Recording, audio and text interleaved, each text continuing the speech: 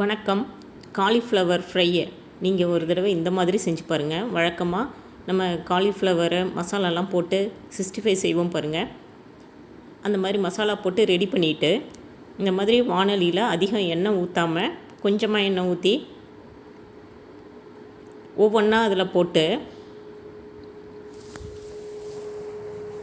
எந்த அளவுக்கு முடியுமோ அந்த அளவுக்கு மட்டும் கொஞ்சமாக போட்டு நீங்கள் ஷாலோ ஃப்ரை பண்ணலாம், அல்லது ரோஸ்ட்டு மாதிரி நல்லா உருளைக்கிழங்கு ரோஸ்ட்டு எப்படி செய்வோமோ அந்த மாதிரி நம்ம செஞ்சு சுட்டு எடுத்து கொடுத்து பாருங்கள்.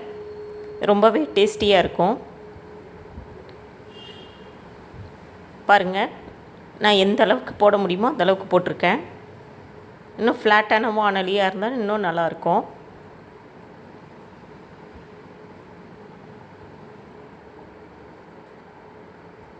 இப்படி எல்லா பக்கமும் கொஞ்சம் எண்ணெய் படுற மாதிரி நகர்த்தி விட்டுக்கலாம்.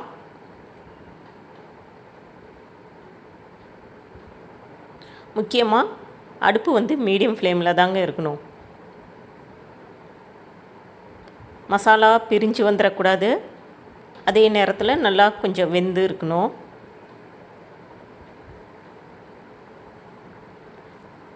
இதே மாதிரி சிக்கன் ரோஸ்ட்டு கூட பண்ணலாம்.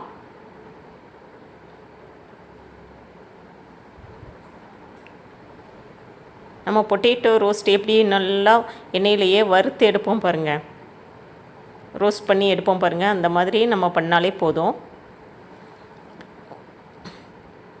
நமக்கு எண்ணெயும் வேஸ்ட் ஆகாது, அதே நேரத்தில் நல்லா டேஸ்ட்டாகவும் இருக்கும். மசாலாலாம் உதிராமல் அதுலேயே இருக்கும்.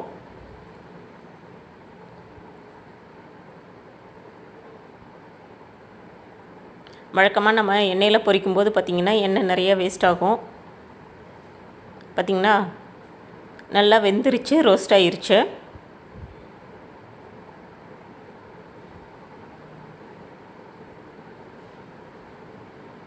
அப்படி கரண்டியாலேயே கிளறி விட்டுட்டே இருக்கலாம். இப்போ ஒரு கொத்து கருவேப்பிலையே அதில் போட்டுக்கலாம் வாசனைக்காக.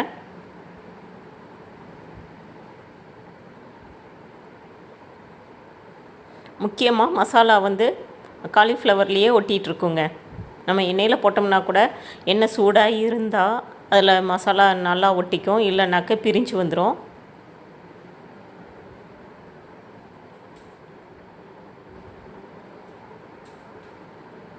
அவ்வளோதாங்க. தேங்க்யூ.